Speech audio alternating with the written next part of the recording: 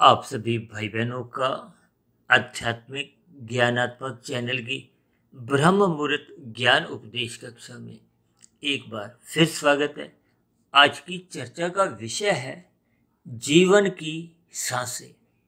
और हमने कुछ चिन्हों द्वारा आगे एक शब्द लिखा है कमजोर, जबकि दूसरी पंक्ति में हमने भोगने की इच्छाएं लिखी हैं और साथ में हमने देखिए एक जमा जमा के 5 चिन्ह लगाए हैं और साथ में एक शब्द लिखा है बलवान।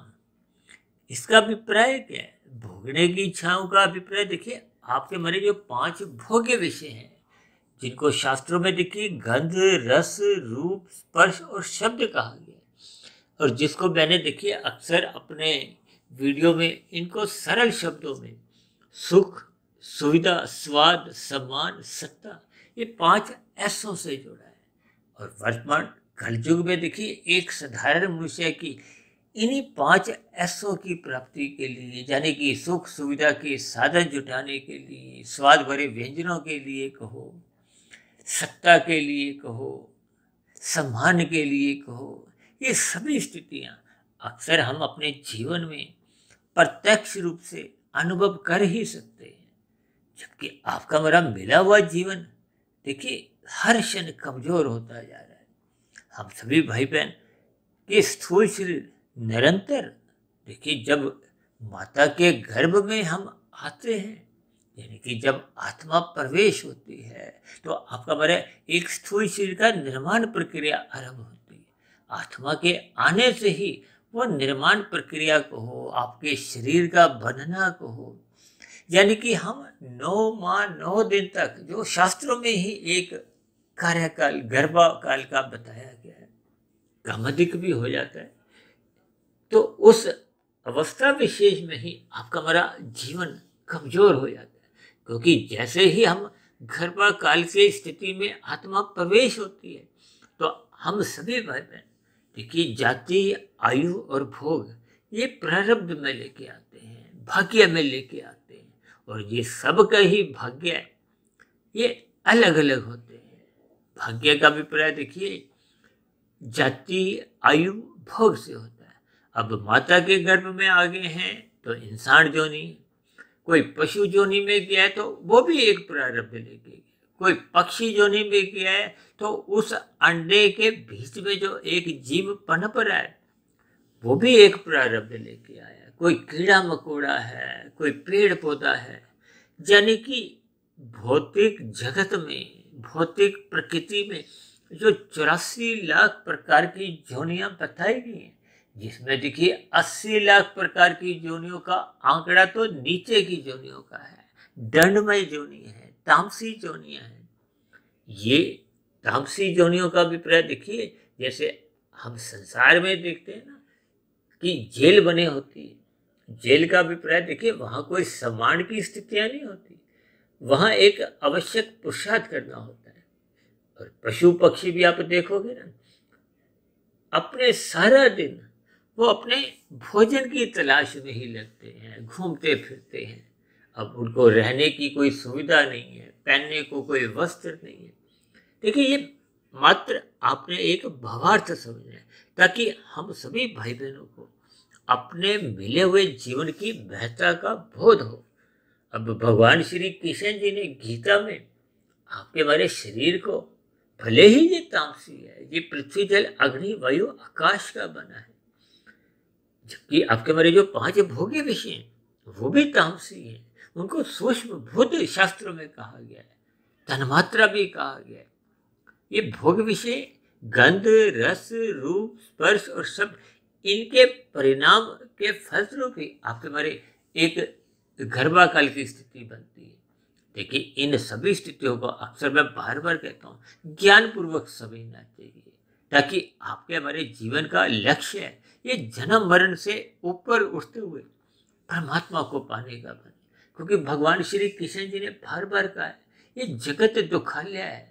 अब दुखालय शब्द भगवान जी द्वारा जब कहा गया तो इसका अभिप्राय यही है कि आपके हमारे जीवन में दुख बने रहते हैं। और शास्त्रों में तो देखिए त्रिविध ताप का जिक्र आता है, और हमने इस पर एक बार 2-2.5 साल पहले एक बहुत बड़ी वीडियो भी बनाई थी। यानी कि अपने मिले हुए जीवन में यदि हम साधना नहीं करते, साधना करने का भी प्रयास है कि भगवान श्री कृष्ण जी ने गीता में 3 योग की स्थितियां समझाई हैं, कर्म योग, ज्ञान योग, भक्ति योग। ये योग की स्थितियां तब तक आप और हम कर सकते हैं जब तक आपका मेरा स्थूल शरीर एक स्वस्थ है, या यूं कहो कि जब तक आपकी हमारी सांसें चल रही है। और कितनी सांसें तो देखिए आपकी हमारी माता के गर्भ में ही समाप्त हो जाती है। अब उस स्थिति विशेष में तकनीकी रूप से तो अभी हमारा जन्म भी नहीं हुआ, यानी कि उस समय विशेष में भी जो हम सांस लेते हैं वो आपकी हमारी आयु घटती जाती है। इसी तरह अब शिशु काल में, यानी कि बचपन अवस्था में, शास्त्रों में कहा गया ये तामसी स्थिति है। आपको में कोई शास्त्रों का ज्ञान नहीं होता कि भगवान क्या है, आत्मा क्या है।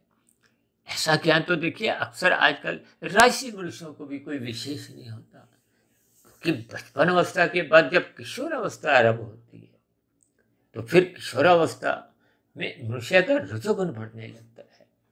ये रजोगुण का बढ़ने का भी प्रयास संसारी विषय भोग, संसारी आकर्षण, और ये जो स्त्री पुरुष का जो आपसी एक आकर्षण है, शास्त्रों में इसको भी एक रजोगुण से जोड़ा गया। ये संसारी मेले को हो, चाहे माल की स्थितियां को हो, संसार में अक्सर किशोर अवस्था में, युवा अवस्था में रजोगुण की प्रधानता देखी गई है। देखिए बचपन अवस्था अबोध है, यानी कि तमोगुण की प्रधानता है, अब रजोगुण की प्रधानता है। लेकिन दोनों ही स्थितियों में देखिए जब रजोगुण प्रधान होता है तो तमोगुण गौण स्थिति में होता है, सतोगुण दूर है। दूर का विपर्य देखिए, इसको आप आंखों से समझो। शास्त्रों में तो कहा गया तमोगुण से 10 गुना अच्छा रजोगुण है, रजोगुण से 10 गुना अच्छा सतोगुण है। इसके पीछे का भावार्थ ये है कि यदि हम संसार के सुखों को, यानी कि ये 5 भोगी विषयों को यदि हम भोगना चाहते हैं, जबकि आज हमने देखिए भोगने की इच्छाओं के साथ जो 5 जमा के चिन्ह लगाए हैं, ये आपके बड़ी 5 भोगी इच्छाएं हैं। भोग इच्छाएं का अभिप्राय 5 जो आपके बड़े भोग विषय हैं, गंध, रस, रूप, स्पर्श और शब्द, जिनको हम स्थूल शरीर के स्तर पर ही देखिए भोगते हैं। अब गंध का सुख हम नाक से लेते हैं, रस का जीभिया से, रूप का आंखों से, और स्पर्श का त्वचा से, और इसी तरह शब्द का सुख हम कान द्वारा लेते हैं। और इन्हीं 5 सुखों की प्राप्ति के लिए आपकी हमारी भागदौड़ होती है। भागदौड़ होने का भी प्रयास है कि आपके हमारी कर्मेंद्रियां कार्य करती हैं, कर्म करती हैं। जब हम फल पाने की इच्छा से कर्म करते हैं तो आपका हमारा कर्माशय बनता है। यदि हम फल पाने की इच्छा से कर्म नहीं करते, जिसका भगवान श्री कृष्ण जी ने गीता में कहा है कि आप कर्म योग में स्थित हो, निष्काम भाव से कर्म करो। देखिए जब हम सकाम भाव से कर्म करते हैं तो आपका हमारा कारण शरीर में एक कर्माशय बनता है। देखिए स्थूल शरीर के स्तर पर ये सभी क्रियाएं जो होती हैं, हम सभी भाई बहन मनुष्य योनि में आते ही कर्मफल सिद्धांत से जुड़ जाते हैं। जब जब हम सकाम भाव से कोई कर्म करते हैं, चाहे अच्छा चाहे बुरा, देखिए शास्त्रों में विहित कर्म राजसी और सात्विक कर्म। राजसी से क्योंकि सात्विक कर्म परोपकार के कार्य माने जाते हैं। अब रजोगुण में तो हम अपने सुख को सुनिश्चित करते हैं, दूसरों को हम पीड़ा भी नहीं देते और सुख भी नहीं देते। देखिए हम अन्य जीवों को, अन्य मनुष्यों को सुख भी नहीं देते, दुख भी नहीं देते, केवल कुशलता पूर्वक, यानी कि धर्मानुसार। देखिए 4 पुरुषार्थ कहे गए, धर्म, अर्थ, काम, मोक्ष। और हम तो अपनी चर्चाओं में देखिए इन पुरुषार्थों में केवल 3 को ही पुरुषार्थ करते हैं। चौथे को तो हम अपनी एक मंजिल को हो, लक्ष्य को हो, मोक्ष, क्योंकि आपकी हमारी एक स्थिति आनंद की स्थिति है परमात्मा को पाने के लिए। जब हम जन्म मरण के बंधन से छुट्टी पा लेते हैं, मुक्ति पा लेते हैं, क्योंकि जब तक आपका हमारा कारण शरीर बना रहता है तब तक कार्य शरीर में देखिए जैसी जैसी स्थितियां होती हैं, और वो स्थितियां आप और हम स्वयं बनाते हैं। आपके हमारे कर्म किस दिशा में होंगे ये निर्भर करता है आपके हमारे ज्ञान पर। देखिए, किसी का ज्ञान यदि धुंधला है, शास्त्रों में तो सात्विक मनुष्य को देखिए एक बुद्धिमान कहा गया, और राजसी मनुष्य जो विषय भोगों के पीछे ही भागता है, भले ही धर्मानुसार कानून का उल्लंघन भी नहीं करता, शास्त्रों के अनुसार विहित कर्म करता है, विधि विधान द्वारा जिनको शास्त्र आपको में अनुमति देते, और जिन कर्मों को शास्त्र मना करते हैं वो एक निषेध कर्म है, पाप कर्म है। और मनुष्य जो नहीं तो मिलते ही तभी है जब संचित कर्मों में मरते समय। देखिए, आज आप और हम जो मनुष्य योनि में है, आपका हमारा हर क्षण कोई कर्माशय में एक वृद्धि होती जाती है। देखिए, हम कर्म कितने ही करते हैं, अब कर्म सभी कर्मों का कोई फल नहीं आ जाता, क्योंकि उनके पकने में एक समय लगता है, और हम एक आयु लेके आए, यानी कि आपके हमारे जीवन की सांसें ये कमजोर हो रही है। यहाँ कमजोर का अभिप्राय घटने से है। आज संसार में देखिए, लोग अपना जन्मदिन मनाते हुए एक खुशियां मनाते हैं। देखिए, खुशी मनाने से कोई मेरा विरोध नहीं है, लेकिन शास्त्रों में तो देखिए 3 शब्द बहुत ही तर्कपूर्वक है कि सतोगुण की प्रशंसा करो, रजोगुण के प्रति उदासीन रहो, और तमोगुण की निंदा करो। इनका भावार्थ क्या है? अक्सर संसार में मनुष्य अपने ज्ञान को बढ़ाता नहीं है, शास्त्रों के अनुसार अपनी दिनचर्या व्यवस्थित नहीं करता, केवल संसार जिस दिशा की ओर चल रहा है बस उसी दिशा का ही अनुकरण करने लगता है। आज संसार में मनुष्य धनी लोगों की एक पूजा करते हैं, यानी कि आप और हम रजोगुण की प्रशंसा करते हैं, रजोगुण को ही पाना चाहते हैं, क्योंकि ये जो 5 मैंने ऐसे बताए, सुख, सुविधा, स्वाद, सम्मान, सत्ता, ये एक सरल शब्दों में है। इसी तरह मैंने 3 S अपनी व्याख्याओं में अक्सर मैं कहता रहता हूँ कि सेवा, सत्संग, स्वाध्याय, ये 3 S परमात्मा से आपको हमें जोड़ते हैं, आपके हमारे कार्यशील को शुद्ध करते हैं, यानी कि आपका हमारा अंतःकरण जितने जितने अनुपात में शुद्ध होता जाता है, तो उतनी उतनी आत्मा पर जो एक अज्ञानता के बादल थे जो परमात्मा की विमुक्ता करते हैं और संसार की सुमुक्ता बनाते हैं, तो वो जब कार्यशील शुद्ध होता जाता है तो आपके हमारी अज्ञानता हटने लगती है, आत्मा अपनी मूल स्थिति में लौटने लगती है। और आत्मा और परमात्मा का तो देखिए पहले से ही सजातीय संबंध है, इस सजातीय संबंध को हम भूल चुके हैं। देखिए, आत्मा चेतन स्वरूप है, ज्ञान स्वरूप है, और परमात्मा आनंद स्वरूप सत्ता है।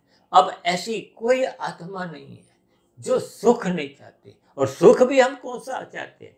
ये माया के सुख हम चाहते नहीं है।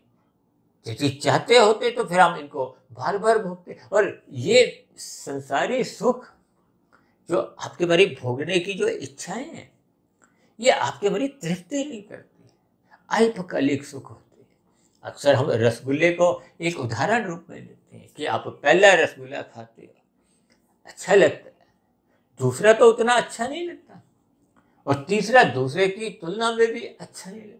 तब ऐसी स्थिति विशेष में आप चौथा, 5वां रसगुल्ला खाते नहीं, यानी कि फिर हम कोई और पदार्थ को सुख लेते। ये आपकी हमारी जो एक स्थिति है, ये भोगने की इच्छाएं ये बदलती रहती हैं। अक्सर आप ब्याह शादियों में जाते हो, कभी आप एक स्टॉल पे गए, कुछ खाया, फिर दूसरे स्टॉल पर आपकी नज़र बनती है, अब इस स्टॉल पर जाते हैं, फिर वहाँ पे कुछ खाया, फिर तीसरे, चौथे। देखिए, ये उदाहरण मात्र एक समझने के लिए, यही आपके हमारे जीवन की स्थितियाँ हैं। आपके हमारे जीवन की स्थितियाँ कुछ ऐसे ही बनी हुई हैं, उन्हीं को ही मैंने देखिए ये जो 5 भोग्य विषय, गंध, रस, रूप, स्पर्श और शब्द, ये तकनीकी रूप से हैं, और इसी को ही मैंने सरल शब्दों में सुख, सुविधा, स्वाद, सम्मान, सत्ता से जोड़ा है। हालांकि इन ऐसों के ऊपर भी हमने एक अलग से वीडियो बनाया था। यानी आपके हमारे जीवन कमजोर होता जा रहा है, और मनुष्य जब अपने जन्मदिन मनाता है, शादी की सालगिरह मनाता है, इससे आपके हमारी कोई आध्यात्मिक उन्नति नहीं होती। देखिए, एक राजसी स्थिति है, हो सकता है आरंभिक स्थितियों में ये बातें सुनना मनुष्य को अच्छा नहीं लगता, क्योंकि एक साधारण मनुष्य की रजोगुण के प्रति एक लोलुपता देखी। जब जब आपका मेरा रजोगुण बढ़ता है तो फिर आपका मेरा सतोगुण कमजोर होता है। देखिए, ये एक सिद्धांत है। इन तीन गुणों की जो एक स्थिति है, जिसको भगवान श्री कृष्ण जी ने गीता में एक गूढ़तम ज्ञान से जोड़ा है। अक्सर मैं भी बार बार आप भाई बहनों से विनती करता हूँ कि गीता का 13वां और 14वां अध्याय बार बार पढ़ो। और हमारी तो परमात्मा की प्रेरणा से पिछले लगभग 4.25 वर्षों से जो हमने 1650 के आसपास जो वीडियो प्रसारित की हैं, ये सभी प्रत्यक्ष रूप से अप्रत्यक्ष रूप से आत्मा परमात्मा पे तो आधारित है ही है। ये जो प्रकृति के 3 गुण हैं, तमोगुण, रजोगुण और सतोगुण पे आधारित है। इन 3 गुणों से ही आपके हमारे 3 शरीर हैं, स्थूल शरीर, सूक्ष्म शरीर और कारण शरीर। स्थूल शरीर स्वभाव से ही देखिए तामसी है, आपके हमारे भोग विषय भी तामसी है। इसलिए तो शास्त्रों में ठोक बजा के कहा जाता है कि ये आपके हमारे इंद्रिय दोष है। ये जो स्थूल शरीर की 5 ज्ञानेंद्रिय जो 5 भोग विषयों का सुख चाहती है, उसी के लिए ही कर्म करती है कर्मेंद्रियां। और इसको जब हम विधि विधान द्वारा करते हैं तो आपका मेरा कोई पतन नहीं होता, लेकिन ये भोग विषय आपको भाई प्रमाद में ले जाते हैं। प्रमाद में आने पे फिर मनुष्य का सत्वगुण के प्रति कोई इच्छा नहीं जागती। ये सात्विक वीडियो सुनने की कोई मन में इच्छा नहीं रहती, भोगों के प्रति उसकी इच्छाएं बढ़ती जाती। आज 10 है, फिर वो 100 हो जाती। इसीलिए तो हमने देखिए भोगने की इच्छाओं के साथ हमने जमा जमा जमा 5 बार लिखा है, और ये बलवान होती जा रही है। अक्सर देखिए, जब हम वृद्धावस्था में जन्मदिन मनाते हैं या शादी की सालगिरह मनाते हैं या अपने व्यवसाय का विस्तार करते हैं, ये सभी राशि स्थितियां हैं। ये सभी स्थितियां आरंभिक स्थितियों में देखिए आपको मैं कुछ परेशान भी करती है, लेकिन जब हम इन पर ब्रह्म मुहूर्त में चिंतन करते हैं, चिंतन कब होता है? जब आपके मेरी विवेक शक्ति जगती है। विवेक शक्ति कब जगती है? जब हम निरंतर श्रद्धा पूर्वक सत्संग करते हैं। और श्रद्धा पूर्वक सत्संग उसी का ही होता है जिसकी रजोगुण से एक उदासी होती है। यदि मनुष्य की रजोगुण के प्रति ही एक लोलुपता बनी हुई है, उसी की ही वो प्रशंसा करता है, उसी को ही प्राप्त करना चाहता है। देखिए, शास्त्रों में कहा गया ना, तमोगुण से 10 गुना अच्छा रजोगुण। इसके पीछे का भावार्थ क्या है कि यदि आप प्रकृति के सुख भोगना चाहते हो तो मेहनत करो, विधि विधान द्वारा कर्म करो। यदि आप छीनते हो तो निषेध कर्म, यानी कि कर्म फल सिद्धांत। कर्म आपने किया नहीं, फल आपने भोगने शुरू कर दी छीन कर।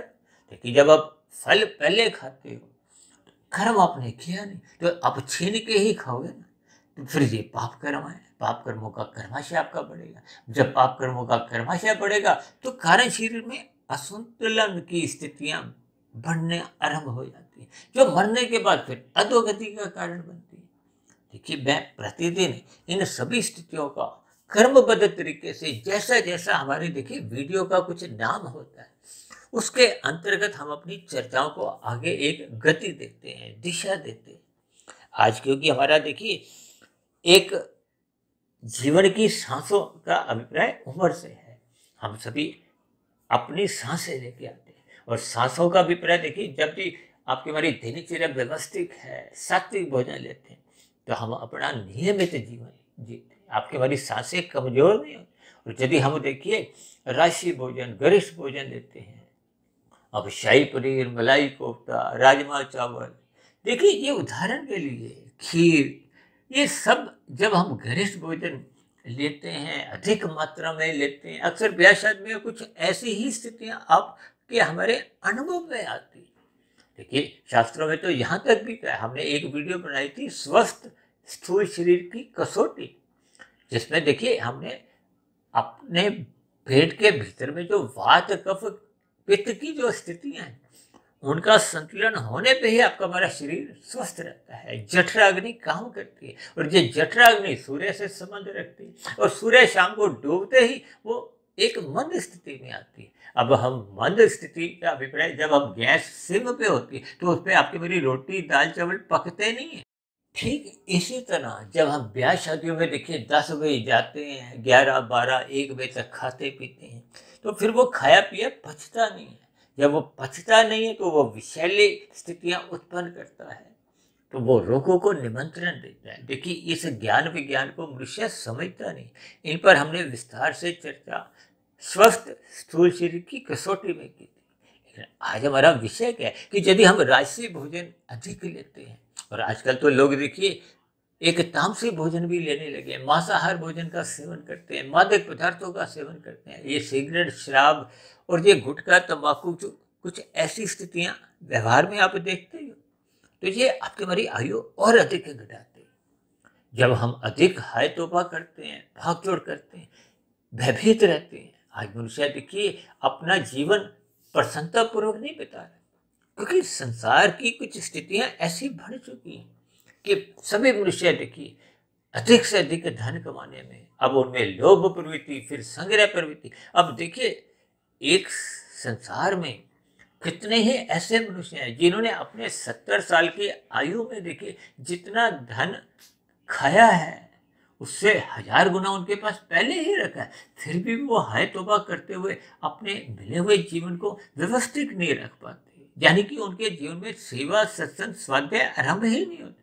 जब ये आरंभ ही नहीं होते तो आपके हमारी अर्थात उन्नति के कोई दरवाजे ही नहीं खुलते। यानी कि आपके जीवन में जो कर्म, जो ज्ञान, जो भक्ति, जो की कर्म से स्थितियां बननी चाहिए थी, जिसको भगवान श्री कृष्ण जी ने कहा है ना, कर्म व सिद्धांत से ऊपर उठो, अपने कर्मों में सकामता मत लाओ।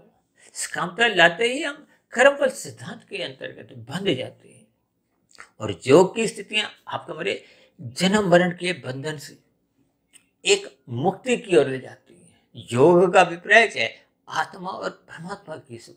और योग कब आरंभ होता है? जब हम प्रकृति के सुखों को भोगना ही नहीं चाहते, निष्काम भाव से कर्म करते हैं, तब ऐसी स्थिति में उसके जीवन का लक्ष्य बदल जाता है। जीवन का लक्ष्य फिर वो भोगने की जो इच्छाएं, जो आज हमने प्लस प्लस प्लस 5 बार जमा के जो निशान लगाए, ये जो बलवान होने की बजाय ये समाप्त होती है। समाप्त का अभिप्राय उसका ज्ञान पूर्वक वैराग्य होने लगता है। देखिए, ये सभी स्थितियां आपको हमें क्रमबद्ध तरीके से समझनी होगी, पहचाननी होगी। क्योंकि शास्त्रों में तो कहा गया कि यदि मनुष्य सत्संग नहीं करता, क्योंकि सत्संग करना तो बहुत ही एक आरंभिक स्थिति है जब मनुष्य का रजोगुण प्रधान होता है। देखिए, रजोगुण प्रधान है तो तमोगुण उसका एक पड़ोसी माना जाता है, यानी कि वो गौण स्थिति में होता है। या दूसरे सरल शब्दों में अक्सर हम बार बार कहते रहते हैं, जो मनुष्य तामसी है या राजसी है, इन दोनों के ही देखिए सतोगुण अति गौण की स्थिति में होते हैं। इसके पीछे का आधार क्या है कि तमोगुण 1 है, रजोगुण 10 है और सतोगुण 100 है, क्योंकि शास्त्रों में 10 गुना का अंतर समझाया गया। अब 1 और 10 तो पास पास है, यानी कि राजसी मनुष्य 10 पे है, तामसी मनुष्य 1 पे है, और सात्विक स्थिति तो देखिए 100 की है।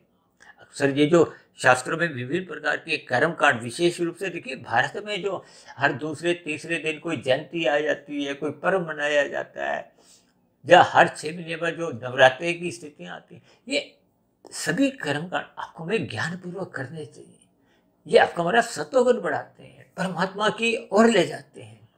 कहते हैं कि परमात्मा से यदि आपकी हमारी हाय हेलो समाप्त हो जाती है, देखिए जब दोस्तों के बीच में, रिश्तेदारियों में फोन आने बंद हो जाते हैं, हाय हेलो समाप्त हो जाती है, तो फिर संबंध कटने लगते हैं, हम भूलने लगते हैं।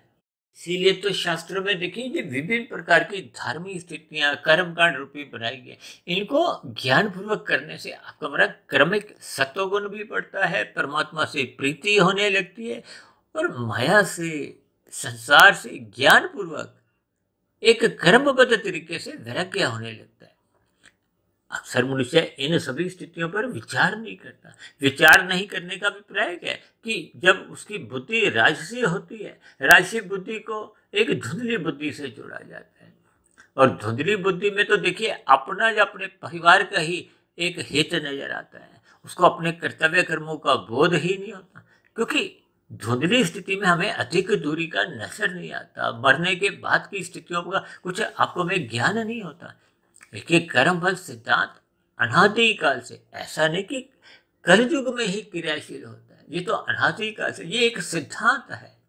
कर्म पहले होता है, फल बाद में। और फल आने में देखिए एक समय लगता है। जैसे हम कोई फसल बोते हैं, बीज बोया जाता है, तो कुछ परिस्थितियां, समय लगती हैं, फिर उसका फल आता है। और हम मनुष्य जोनी में देखिए कितने ही कर्म करते हैं, तो उनके फल आने में समय लगता है। आपका हमारा जीवन इतना होता नहीं है, यानी कि स्थूल शरीर की मृत्यु हो जाती है। तब ऐसी स्थिति विशेष में ये जो हमने बीज बोए होते हैं, जो कर्म किए होते हैं, फल पाने के लिए, कहते हैं ना, कर्ता भोक्ता, जैसी करनी वैसी भरनी। देखिए किए ये कर्म आपके हमारे छोड़े गए एक तीर के समान है। अब तीर कमान से निकल गया तो उसको हम वापस नहीं ले सकते। अक्सर मनुष्य कभी कभी अपनी जन्म पत्रियां लेते हुए कुछ अंधविश्वासों में भटक जाते हैं, जबकि आपके हमारे ज्ञान की स्थितियों में आपको हमें समझना होगा। शास्त्र आपके हमारे जीवन की एक ज्ञानमय स्थितियों का एक बोध करवाते हैं कि आपको हमें जीवन में क्या करना चाहिए। शास्त्र इसलिए तो कहते हैं कि सत्वगुण की प्रचर्चा करो, ब्रह्म मुहूर्त में उठो, रात को जल्दी सो जाओ। जब हम सत्वगुण की प्रशंसा ही नहीं करते, आज राशि विषय सत्संग करता हुआ दिखाई तो देता है, लेकिन मन में विषय भोगों की लोलुपता होती है, यानी कि प्रशंसा वो रजोगुण की करता है। जब रजोगुण की प्रशंसा करता है तो फिर उसका सत्वगुण कमजोर होता है, उसका श्रद्धापूर्वक सत्संग हो नहीं पाता। जब तक हम श्रद्धापूर्वक सत्संग निरंतर नहीं करते, उस पर मनन नहीं करते, क्योंकि किए गए श्रद्धापूर्वक सत्संग का ही मनन होता है।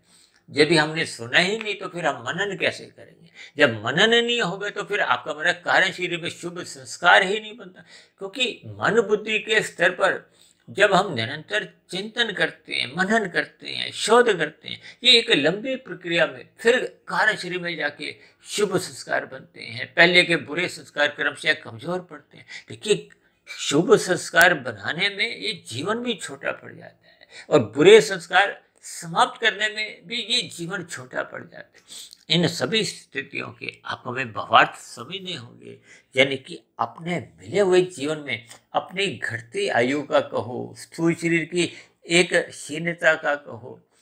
देखिए संसार में आपके हमारे स्थूल शरीर की एक निरंतर जो एक स्थिति है, प्रौढ़ अवस्था के बाद तो देखिए वृद्धावस्था का आना एक प्रकृति का नियम है, और वृद्धावस्था के बाद देखिए आपकी हमारी एक मृत्यु आना एक स्वाभाविक स्थिति है। तो फिर ऐसी स्थिति विशेष में देखिए यदि हमने धर्मानुसार भी धन कमाया है, वो भी भोगने में मनुष्य वृद्धावस्था में सफल नहीं हो पाता, समर्थ नहीं रहती, क्योंकि भोग्य इंद्रियां कमजोर हो जाती। और यदि हमने अनैतिक कार्यों द्वारा, छल कपट, ठगी, हेरा फेरियों द्वारा पाप कर्म किए थे, फिर ऐसे किए गए पाप कर्मों का आपका हमारा बुरा कर्माशय बनता है, जो मरने के बाद फिर अधोगति की स्थितियां उपलब्ध कराता है। देखिए मरने के बाद फिर जैसी जैसी प्रकृति द्वारा व्यवस्थाएं होती हैं। एक हमने वीडियो बनाया था लगभग 3 वर्ष पहले, मनुष्य के मरने के बाद का अगला जन्म, वो लगभग देखिए 3 घंटे का ही था।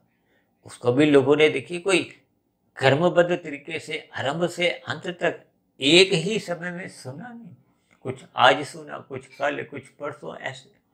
अक्सर हम देखिए टीवी पे धारावाहिक देखते हैं तो इकट्ठा देखते हैं। जब मनुष्य सिनेमा हॉल जाता है तो वहाँ 2.5-3 घंटे की जो फिल्म देखता है, एक ही बार में आरंभ से अंत तक ध्यान से सुनता है, देखता है। भले ही वो एक काल्पनिक स्थिति है, फिर भी मनुष्य उससे जुड़ जाता है, क्योंकि उसका रजोगुण प्रधान है। देखिए रजोगुण 10 की स्थिति है, तमोगुण 1 की स्थिति है, 100 की स्थिति दूर है। देखिए 10 और 100 की दूरी कितनी है? 90 का अंतर है, और 1 और 100 की दूरी में 99 का, यानी कि राशि और तामसी दोनों ही मनुष्यों की सतोगुण कमजोर होता है। अब तमोगुण का देखिए अधिक कमजोर होता है। अक्सर हम तमोगुण को देखिए तारे की रोशनी से, रजोगुण को चांद की रोशनी से जोड़ते हैं, जबकि सतोगुण को सूर्य के प्रकाश से जोड़ते हैं। अब इनके प्रकाश को कहो, जब बुद्धि का स्तर कहो, विवेक शक्ति की स्थितियां कहो, ज्ञान की स्थितियां कहो, आप स्वयं ही इस पर विचार कर सकते हैं। तो इसलिए आज हमने देखिए जीवन की सांसें जो आपके भारी घटती जा रही हैं, इस पर आपको हमें विचार करना चाहिए। ये कमजोर होते होते समाप्त होती हैं, यानी कि आपके हमारी स्थूल शरीर की मृत्यु हो जाती है, और कार्य शरीर जैसी जैसी स्थितियां बनती हैं, बढ़ाते हैं हम, फिर उसके आधार पे ही आपका हमारा बड़ा भविष्य तय होता है। और यदि आपकी हमारी भोगने की इच्छाएं प्रबल होती जा रही हैं, बलवान होती जा रही हैं, तो फिर मनुष्य का देखिए कार्य शरीर बिगड़ता जाता है। इन सभी स्थितियों पर आपको हमें विचार करना होगा ताकि मिले हुए जीवन में हम साधना आरंभ करें, भोगों की इच्छाओं को एक नियंत्रण में ले। भगवान श्री कृष्ण जी ने गीता में अर्जुन के रथ के जो 5 घोड़े दिखाए हैं वो 5 भोग्य विषय हैं, उनकी लगाम अपने हाथ में रखी है। इसका अभिप्राय क्या है कि हमने रजोगुण को सतोगुण की लगाम से नियंत्रण में रखना है। सत्संग द्वारा ब्रह्म मुहूर्त में उठने के साथ गुरु की आज्ञा में रहते हुए शास्त्रों का अध्ययन करते हुए, ये सभी स्थितियां जब आपके हमारे जीवन में एक संस्कार रूप में बन जाती है, स्वभाव बन जाता है, तो फिर आपका हमारा मन श्रद्धापूर्वक सत्संग करता है, फिर उस पर मनन भी करता है, शुभ संस्कार बनने लगते हैं, यानी कि आपके हमारी आध्यात्मिक उन्नति में एक गति आ जाती है। अक्सर मैं कहता हूँ ना कि आध्यात्मिक उन्नति तभी हो पाती है जब सात्विक स्थिति मजबूत होती है। सात्विक स्थिति तभी मजबूत होती है जब निरंतर श्रद्धापूर्वक सत्संग करते हैं, ब्रह्म मुहूर्त में उठते हैं। ये सभी स्थितियाँ आपको में विचार करनी होंगी। इन सभी 2 जो पंक्तियाँ आज मैंने लिखी हैं कि आपके हमारी आयु घटती जा रही है। हो सकता है देखिए जन्मदिन की स्थितियों पर किसी मनुष्य को कुछ बात बुरी लगी हो, इन सभी स्थितियों को हमें सकारात्मक रूप से चिंतन करना होगा। अपने मिले हुए जीवन के लक्ष्य को, यानी कि मोक्ष प्राप्ति के लक्ष्य की प्राप्ति की ओर अपने आध्यात्मिक उन्नति करनी चाहिए। वही आपकी हमारी शुद्ध कमाई है। ये भौतिक उन्नति तो मनुष्य जितनी भी कर लेता है, ये तो मरने के बाद वैसे ही समाप्त समझी जाती है। इन सभी स्थितियों पर आप और हमें विचार करना होगा ताकि आपकी हमारी सांसें कमजोर होने से पहले ही हम अपने आध्यात्मिक उन्नति करें। और आध्यात्मिक उन्नति करने के लिए आपकी हमारी जो भोग इच्छाएं हैं, गंध रस रूप स्पर्श और शब्द, जिनको मैंने सरल शब्दों में सुख सुविधा स्वाद सम्मान सत्ता से जोड़ा है, इनको एक नियंत्रण में रखना होगा। इनको ज्ञान पूर्वक इनसे हमें वैराग्य लेना होगा ताकि श्रद्धापूर्वक सत्संग हो, सत्संग में मन लगे, परमात्मा से आपके हमारी ज्ञान पूर्वक प्रीति हो, यानी कि हमारी आत्मा का जो एक मूल स्वभाव है ज्ञान स्वरूप का, हम उस स्थिति विशेष में लौट आए ताकि परमात्मा का तो आपका हमारा एक सजातीय संबंध है, क्योंकि परमात्मा आनंद स्वरूप सकता है। आनंद में देखिए लेश भर भी दुख नहीं होता, जबकि माया तो द्वैत है, जहाँ सुख के साथ दुख जुड़ा होता है, जिसका भी हमने एक उदाहरण रसगुल्ले से लेकर समझाया था। तो इन सभी स्थितियों पर आपको हमें विचार करना होगा। अपने मिले हुए जीवन में परमात्मा को पाने का ही लक्ष्य बनाना होगा। तो ऐसी सभी शुभ स्थितियाँ हम सभी भाई बहनों के जीवन में बनने लगे। इन्हीं शुभ कामनाओं के साथ चर्चा विशेष को अब हम यही विश्राम देते हैं। शाम को फिर मिलते हैं संध्या बेला ज्ञान कक्षा में। तब तक आप अपने आध्यात्मिक मित्र सुधीर भाटिया फकीर को इजाज़त दें। आप सभी भाई बहनों की सात्विक स्थिति मजबूत हो, यानी कि सांसें कमजोर होने से पूर्व आपकी हमारी आध्यात्मिक उन्नति हो। ये भोगों की इच्छाएं बलवान बनने से पूर्व ही हम परमात्मा का सत्संग करें ताकि ये भोग इच्छाएं से ज्ञान पूर्वक वैराग्य होने लगे। तो ऐसी सभी शुभ स्थितियाँ आपके हमारी बनने लगे, इसके लिए मेरी ओर से बार बार शुभकामनाएं। फिर भी चर्चा संबंधित आपके मन में कोई प्रश्न उठ रहा हो, कोई मेरी कही गई बातों पर आपको कोई आपत्ति हो, शिकायत हो, ऐसी सभी स्थितियों का नीचे दिए गए कमेंट्स बॉक्स पर आपका स्वागत है। चर्चा विशेष को ध्यानपूर्वक सुनने के लिए आप सभी भाई बहनों का मेरी ओर से बहुत बहुत धन्यवाद।